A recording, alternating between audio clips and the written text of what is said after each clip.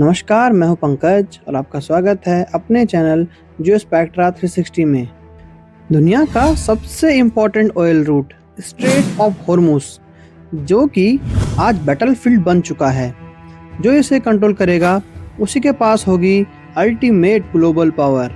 Latest updates के हिसाब से एक तरफ यूएस ने ईरान शिप्स को कैप्चर कर लिया है, दूसरी तरफ ट्रम्प कह रहे हैं कि यूएसए की साइड से रिप्रेजेंटेटिव पाकिस्तान की ओर निकल चुके हैं सेकेंड राउंड पीस टॉक्स के लिए।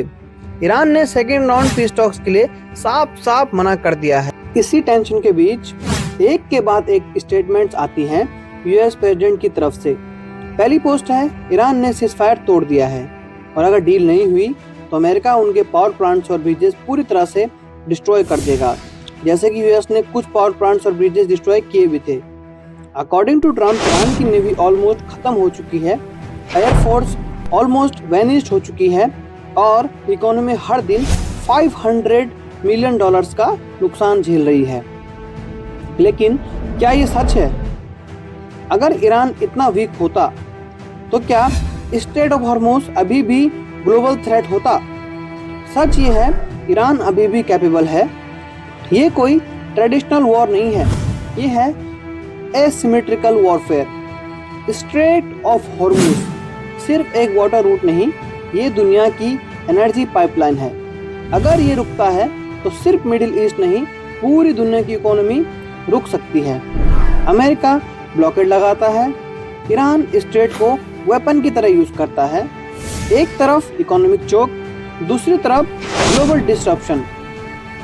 ये है मॉडर्न वॉरफेयर। ईरान का बस एक ही रिस्पॉन्स है, अगर हमें डैमेज किया तो हम सबको डैमेज पहुंचाएंगे। ये सिर्फ ईरान वर्सेस अमेरिका नहीं है, इसमें थर्ड प्लेयर भी है, वो है इजराइल। और सबसे बड़ा फैक्टर जो इस वॉर का बेस है वो है न्यूक्लियर वेपन्स। सोर्सेज के अकॉर्डिंग ईरान यूरेनियम, जो कि की एलिमेंट है न्यूक्लियर वेपन्स बनाने के लिए, उसे अच्छे खासे लेवल पर इनरिच कर चुका है।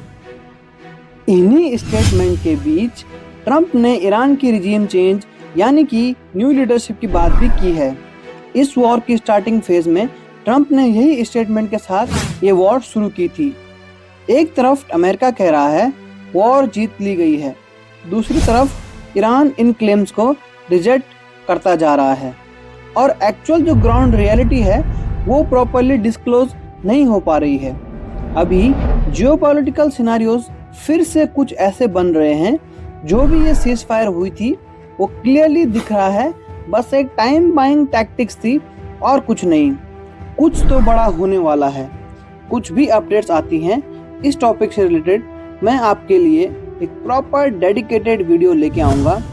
Thank you for listening to me. You are truly welcome to visit again on Geospectra 360.